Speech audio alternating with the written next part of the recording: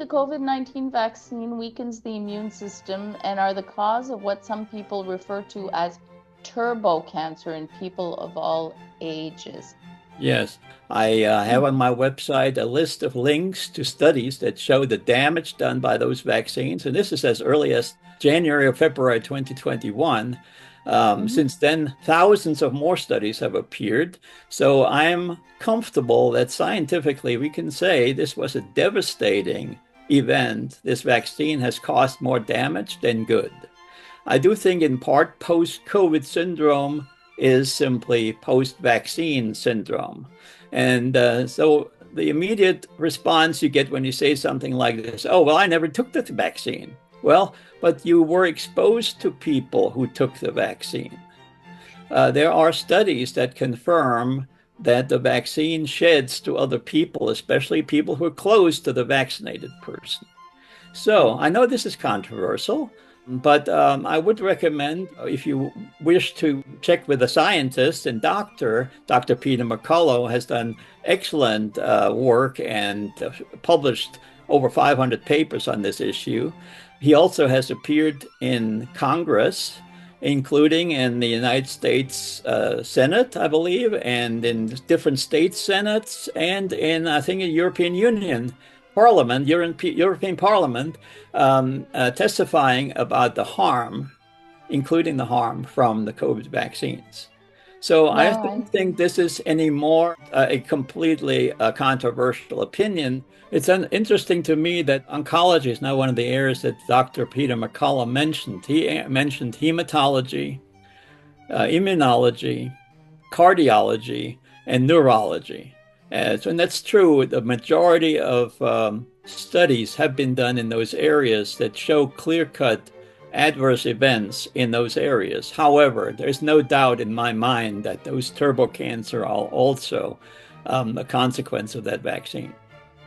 well, from my understanding, the spike protein basically is the key that goes into the ACE2 receptors, right?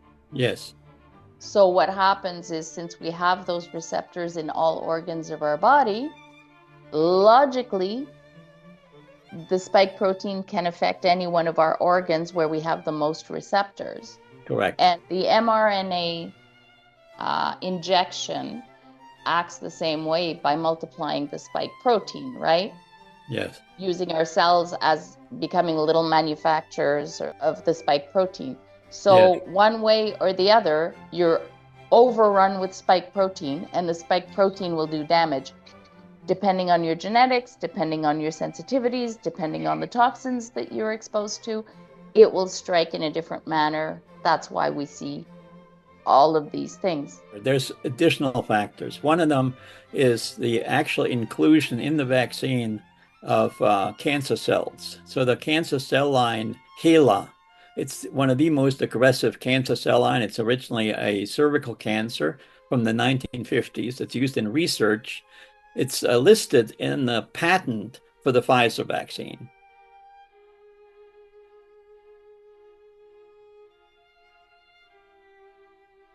He was suffering from cancer, right? So, one of the other things that's in the If I said patent, General Powell, did I say General Powell? It should be General Powell. Colin Powell. General Colin Powell. I can't remember what I just said. Yep.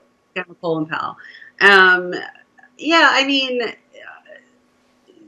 the vaccines, what's in the vaccines has been proven to accelerate, cause the formation of cancer cells. And then if you have cancer, it's going to accelerate the cancer growth in your body through a couple of different ways. One is some of the vaccines, according to the patents, they contain HeLa, the HeLa cell line, stem cell line. And that's known as the immortal stem cell line. It's from a woman from the 1950s who died from cervical cancer. So unlike other genetic stem cells, this is the most aggressive. It proliferates, so it grows and duplicates at an astronomically fast level. Okay, you just lost me. Are you you're telling me not your fault? It's not your fault you lost me, but it's my fault because you're so smart and I'm struggling to keep up. Are you telling me? Correct me if I'm wrong, because this is what I just heard, and I couldn't. I mean, this is what I thought I heard. Are you telling me there was a lady that died of some kind of cancer in the 1950s and somehow she's involved in the vaccines today?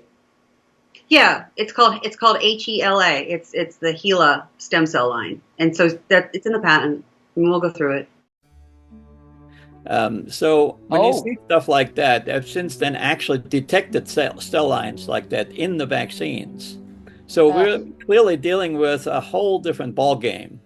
And from the point of view of extra strength homeopathy, yes, we do have the tools in extra strength homeopathy of using the tautopathic version of those ingredients and constituents of the vaccine, in addition to the combination remedy that I use to address these issues.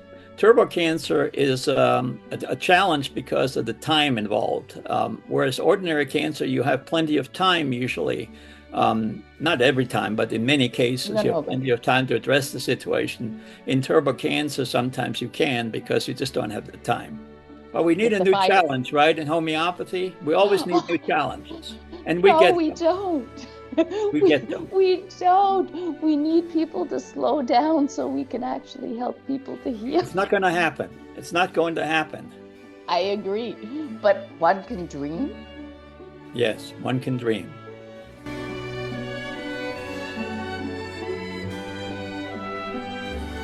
Mm-hmm.